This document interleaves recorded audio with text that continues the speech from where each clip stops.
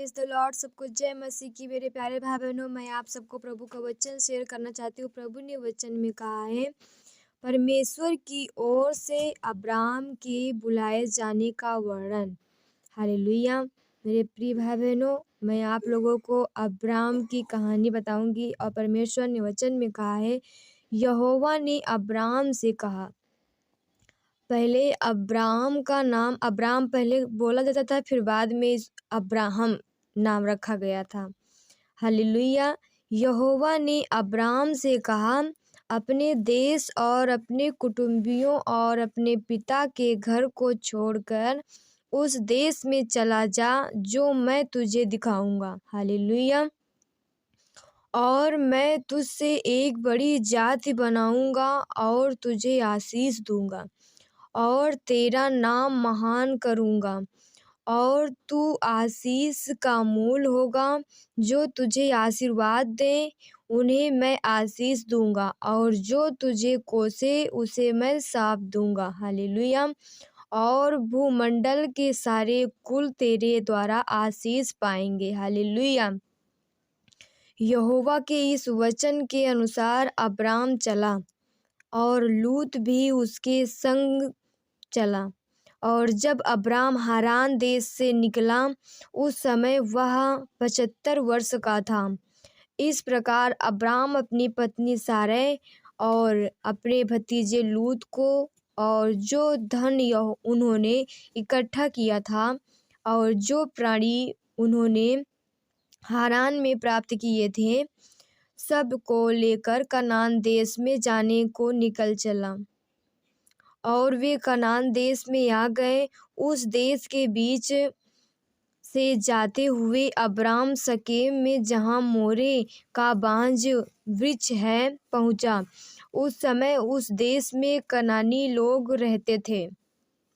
तब यहोवा ने अब्राम को दर्शन देकर कहा, यह देश मैं तेरे वंश को दूंगा। हालेलुया। और उसने वहाँ यहोवा के लिए, जिसने उसे दर्शन दिया था, एक वेदी बनाई। फिर वहाँ से आगे बढ़कर वह उस पहाड़ पर आया जो बेतेल के पूर्व की ओर है, और अपना तंबू उस स्थान में खड़ा किया जिसके पश्चिम की ओर तो बेतेल और पूर्व की ओर आए हैं। वहाँ भी उसने यहोवा के लिए एक वेदी बनाई और यहोवा से प्रार्थना की। और अब्राम आगे बढ़ कर के दक्षिण देश की ओर चला गया। हालेलुया। उस देश में अकाल पड़ा, इसलिए अब्राम मिस्र देश को चला गया कि वहाँ परदेशी होकर रहे, क्योंकि देश में भयंकर अकाल पड़ा था। फिर ऐसा हुआ कि मिस्र के निकट पहुंचकर उसने अपनी पत्नी सारै से कहा, सुन, मुझे मालूम है कि तू एक सुंदर स्त्री है, और जब मिस्री तुझे देखेंगे तब कहेंगे, यह उसकी पत्नी है। इसलिए वे मुझको तो मार डालेंगे, पर तुझको जीती रख लेंगे। अतः यह कहना, मैं उसकी बहन हूँ, जिससे तेरे कारण मेरा कल्याण हो और मेरा प्राण तेरे कारण बचे। फिर ऐसा हुआ कि जब अब्राम मिस्र में आया, तब मिस्रियों ने उसकी पत्नी को देखा कि वह अति सुंदर है, और फिरौन के हाकिमों ने उसको देखकर फिरौन के सामने उसकी प्रशंसा की। इसलिए वह स्त्री फिरौन के घर में पहुंचाई गई, और फिरौन ने उसके कारण अब्राम की भलाई की और उसको भेड़ बकरी, गाय बैल, दास दासियां, गदहे गदहियां और ऊंट मिले। परंतु यहोवा ने फिरौन और उसके घराने पर अब्राम की पत्नी सारै के कारण बड़ी बड़ी विपत्तियां डाली। तब फिरौन ने अब्राम को बुलवा कर कहा, तूने मेरे साथ यह क्या किया? तूने मुझे क्यों नहीं बताया कि वह तेरी पत्नी है? तूने क्यों कहा कि वह तेरी बहन है? मैंने उसे अपनी ही पत्नी बनाने के लिए लिया, परंतु अब अपनी पत्नी को लेकर यहाँ से चला जा। हालेलुया। और फिरौन ने अपने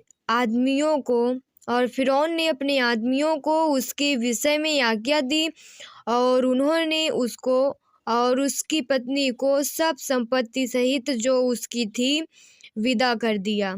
हालेलुया। मेरे प्रिय भाई बहनों, अब्राम और लूत के अलग होने का वर्णन।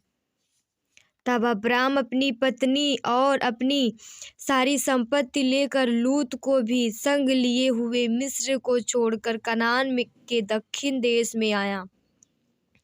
अब्राम भेड़ बकरी, गाय बैल और सोने रुपये का बड़ा धनी था।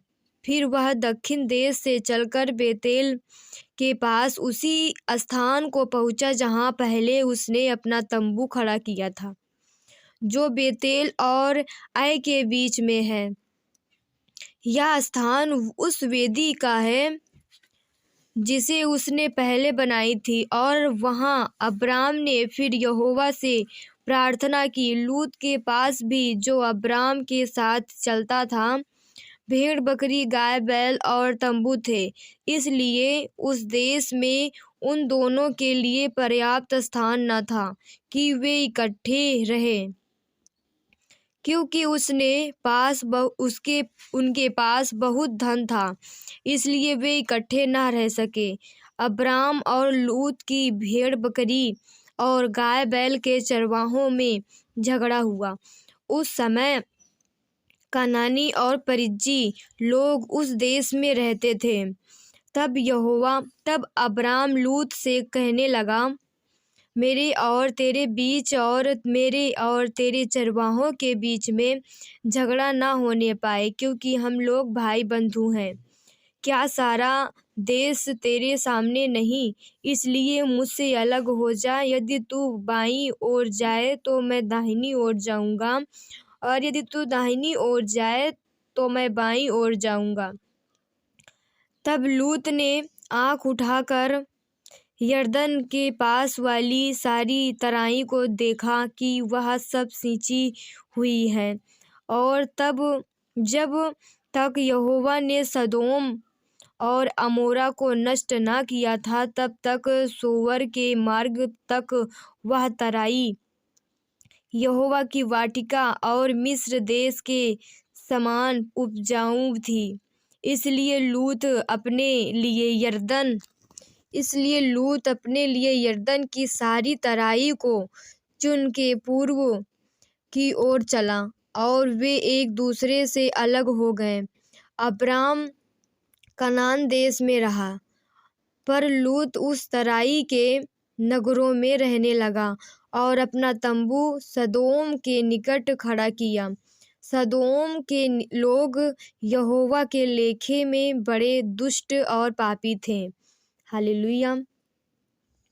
जब लूत अब्राम से अलग हो गया, तब उसके पश्चात यहोवा ने अब्राम से कहा, आँख उठाकर जिस स्थान पर तू है वहां से उत्तर, दक्षिण, पूर्व, पश्चिम चारों ओर दृष्टि कर, क्योंकि जितनी भूमि तुझे दिखाई देती है उस सब को मैं तुझे और तेरे वंश को युग युग के लिए दूंगा। हालेलुया। और मैं तेरे वंश को पृथ्वी की धूल के किनकों के समान बहुत करूंगा, यहाँ तक कि जो कोई पृथ्वी की धूल के किनकों को गिन सकेगा, वही तेरा वंश भी गिन सकेगा। उठ, इस देश की लंबाई और चौड़ाई में चल फिर, क्योंकि मैं उसे तुझी को दूंगा। इसके पश्चात अब्राम अपना तंबू उखाड़कर मम्रे के बांज वृक्षों के बीच, जो हेब्रोन में थे, जाकर रहने लगा, और वहां भी यहोवा की एक वेदी बनाई। हालेलुया। मेरे प्रिय भाई बहनों, अब्राम का लूत को छुड़ाना। हालेलुया।